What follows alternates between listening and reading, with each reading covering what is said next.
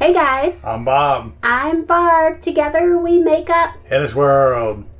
Today's going to be another camper update. Oh no, not another camper update, Bob. Another one has to be done. What are we doing today, Bob? Well, as you all know, we love to cook. And this island is nice. And we use this island a lot. And we'll cover it up when we're doing a big project with food and prepping.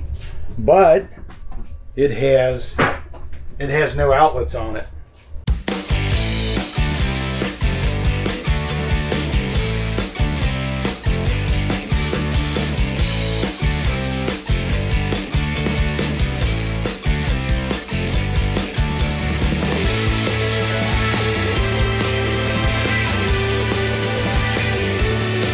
Before we start this video, we want you to think about subscribing to our channel. Why? Because we're all about RV life, K&M spider rides. It's free for you and it helps us out. We also want you to give us a thumbs up because that allows YouTube to pass our video on to more people to share. So let's get on with the video.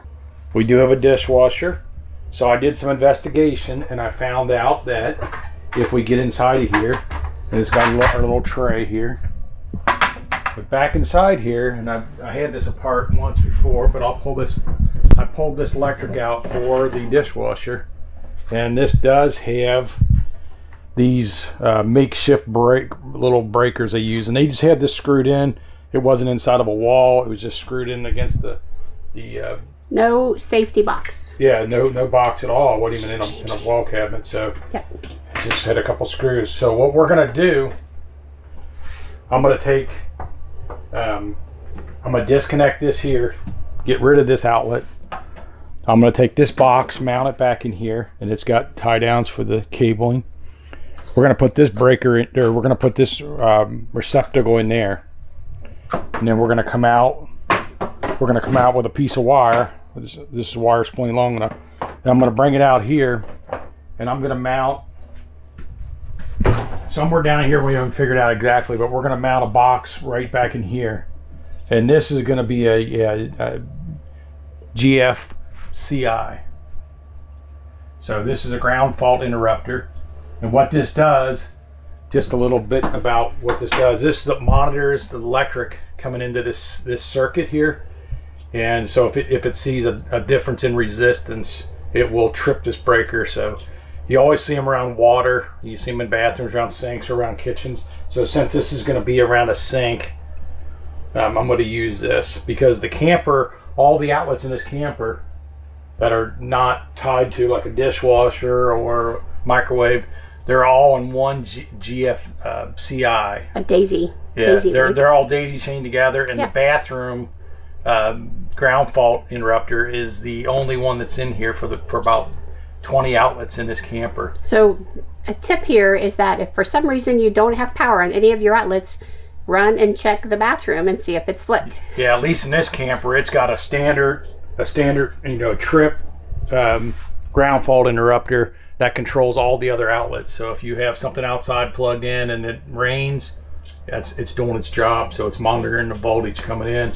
So we're going to put one out here so we can make sure we're assured that if we're using something, and say you're doing a mixer and it drops into the water, it'll trip before it gives you an electrical shock. With all of the outlets that are already in this camper, why are we putting another one over here? Why does that make sense? Well, if we don't do that and we want to use this island for nothing but just for a sink, we want to actually use it for a prep surface, we have to run either an extension cord, or we got to run a cord across through here and worry about tripping and falling over it. So it's a pretty simple install. We just want to disrupt the dishwasher power, which is its own circuit breaker. So the dishwasher is on its own 15 amp circuit. We're going to disrupt it, and then we're going to put an outlet out here, mounted down here, so when we plug an appliance, it's out here actually on the island and not being impeded by the floor. Yeah, we actually use our counter space. That's a little more decorative, but we do cooking over there. We do some cooking here. Of course, we've got our appliances here and our appliances here. So this is really our only other place to plug in that has some wide space on it. Yeah. So what's first, Bob? Well, I'm gonna determine a spot down here because these have they're cut in, so these are screwed in from behind. So I'm thinking I'm just going to probably center it in here somewhere. This board here, this is a separate board from up here, and this is 3/4 inch wide board. So this outlet here, I'll mortise this in. We'll cut this out with a saw, and we'll mount this back in there, and then we'll have our ground fault interrupter in there. And then we got a couple different choices. I found this, and we're in a spot where we're like 45 minutes from our hardware store. We're in outside of Clewiston, Florida, at an Indian reservation. And then we got a little stainless steel one, so we'll use whatever one looks the best for us. Now I will tell you, Bob's philosophy before he even starts all this is he goes in here, he takes it apart, he looks, he studies, he figures it out before he cuts. Yeah, I've already had this out. He was got back in there, and yesterday. that's where I found the power cord and everything. And I will tell you, step one before you start anything on this project is he shuts off the power. Yep. And then I am going to show you also real quick, if you can see down in here, is the top of our dishwasher. And as you can see, I use it for storage. That's an extra storage place for things we need in the kitchen. Yep. All right, so get started, get it done. I'm gonna get it. The quality control inspector has now come in to make sure that he's doing the correct thing. Amelia, am I doing it right? Huh? Are you Am I doing it correct? Are you ashamed of Daddy? Gary, make sure this is correct. Does that look all right? Is it good? Smell right? Okay. Oh, I don't know. I think. Can we get a wing? Nope. I'm going to show you some progress. I just wanted to show you the electrical, and my disclaimer is if you're not comfortable with electric, maybe you want someone else to do this. Don't do it yourself if you don't know what you're doing. But what I'm doing here is disrupting. This is where our old factory outlet ended, these little push-on ones. And I'm going to mount a box back inside here, but this is going to be, so we got power coming from the breaker up to our receptacle, and the yellows are your black, and your clears or your chrome are your neutrals, and that's your ground. So we're basically coming up through the breaker into this outlet, coming back out, and we're coming down to this breaker, and this will eventually be mounted up inside there. This one here is a ground fault. This is when I said the ground fault interrupter. So anytime you're around moisture, you want to put these in. But we're going to cut this out right here. We're going to pull this stuff, the boxes through, and then this box is going to mount up inside here. And then we'll screw this all down. We'll retie these wires back in there. We'll put our receptacle cover on the inside. That's for our dishwasher. And this will be for any appliances that we want to use on the island. This will be really nice. We use our blender a lot with cooking. We do a lot of cooking at home, so this will be incredibly handy. Yep. So we're just going to drill these corners. And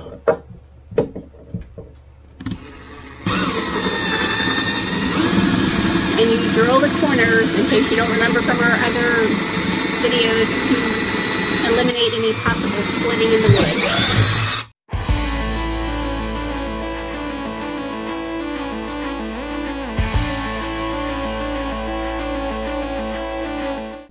Bob has shocked a lot of Riverstone people on how many different ways we have found to cut into our own RV. That is still new. All right, I'm going to use this oscillating saw to cut this, just because it'll be a lot less splintering and debris, hopefully. Here. So we got the box cut.